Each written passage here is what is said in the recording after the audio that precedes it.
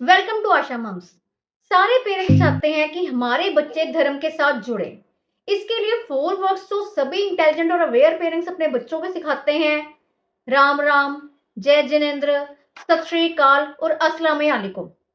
लेकिन सिर्फ ये नहीं है कि अगर हम छोटे बच्चों को ये वर्क सिखा देंगे। मैं मानती हूँ ऐसे सिखाने से बच्चों की नींव पक्की होती है, लेकिन ये वर्क सिखाना ही काफी नहीं है।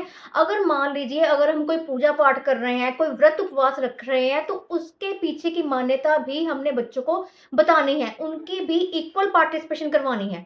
अगर मान लीजिए जैसे हम नवरात्रों की पूजा कर रहे हैं, कंजक पूजन कर रहे हैं, या फिर दिवाली पे रात को हम आरती कर रहे हैं लक्ष्मी जी की, या फिर कोई हम व्रत रख रहे हैं, तो भी उसकी उनके बच्चों के बराबर ही पार्टिसिपेशन करवानी है। वैसे तो बच्चे खुद ही पूजा में खुश होकर बैठते हैं। अगर बच्चे पूजा में नहीं भी बैठना चाहते तब भी हमने उनको बैठाना है। एक बार 2 बार मना करेंगे, लेकिन अगर एटलीस्ट बैठेंगे तो उनके कानों में कुछ तो पड़ेगा।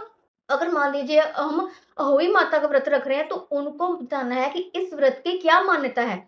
अगर हम मान लीजिए लक्ष्मी माता का व्रत रख रहे हैं, गणेश जी के लिए उपवास रख रहे हैं, हनुमान जी के लिए उपवास कर रहे हैं, शिव जी के सोमवार के उपवास कर रहे हैं, या फिर अगर सोमवार को शिव जी का दिन माना गया है, मंगलवार को अगर हनुमान जी का दिन माना गया है, तो इसके पीछे की क्या मान्यता है ये भी बताना होगा। अगर हम दिन त्योहार बच्चों के लिए अच्छे से मना रहे हैं, बच्चों की खुशियों का ध्यान रख रहे हैं, उनको हम जैसे मान लो दिवाली है, उनको हम मिठाइयाँ लेके दे रहे हैं, उनको हम अच्छे ड्रेसेस लेके दे रहे हैं, या फिर उनको हम इको फ्रेंडली क्रैकर्स लेके दे रहे हैं, उनकी हेल्थ को ध्यान में रखते हुए, या फिर एनवायरनमेंट को ध्यान में रखते हुए, इतने अवेयर हम हैं। लेकिन हमें उनको राम जी सीता जी के बारे में भी बताना होगा।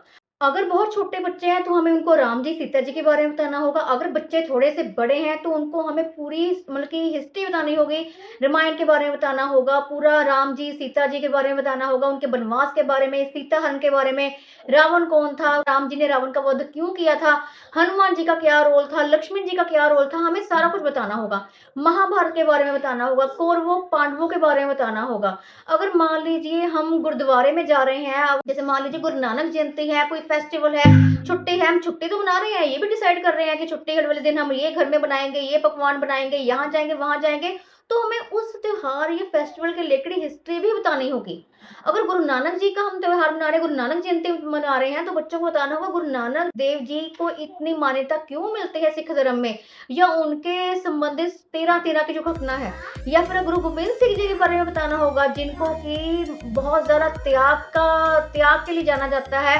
गुरु गोविंद सिंह जी ने क्या त्याग किया था, उनकी बलिदान के बारे में बताना होगा। हमें उनको सिख धर्म के 10 गुरुओं के इतिहास के बारे में बताना होगा। ये नहीं कि हम सिर्फ मंदिर गुरुद्वारों में बच्चों को लेके जा रहे हैं, उनकी हिस्ट्री भी बतानी होगी। अभी मैंने कृष्ण जन्माष्टमी का त्योहार अपने बच्चों से मनाया है, बच्चों के साथ बड़े अच्छे से मनाया है। मैंने अपने बच्चों को राधा और कृष्ण बनाया।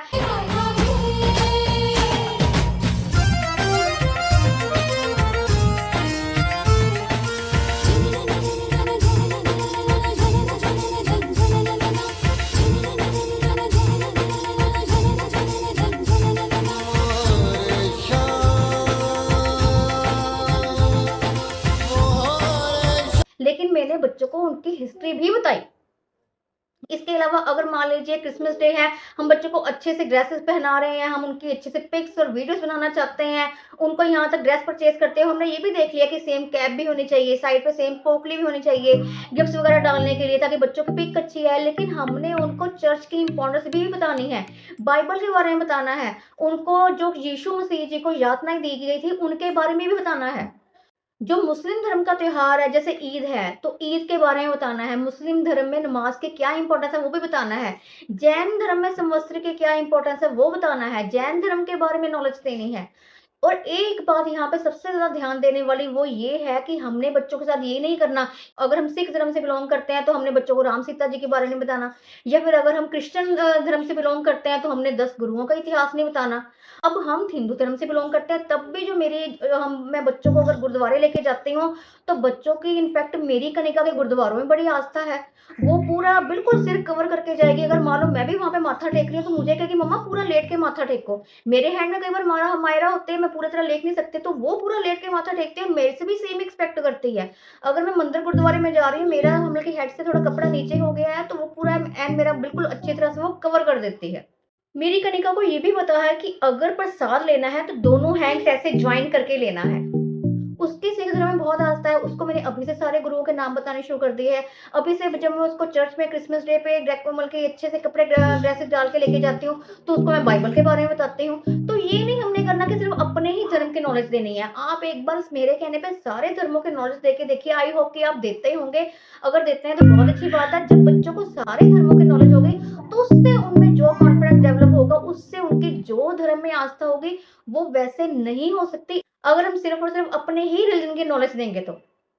आई होप आपको आज की वीडियो अच्छी लगी है। अगर वीडियो अच्छी लगी है तो लाइक और शेयर जरूर करें अपने फ्रेंड्स के साथ, और ऐसे इंटरेस्टिंग और नॉलेज वाली वीडियोस देखने के लिए चैनल को सब्सक्राइब करिए और बेल आइकन को प्रेस करिए। Thank you.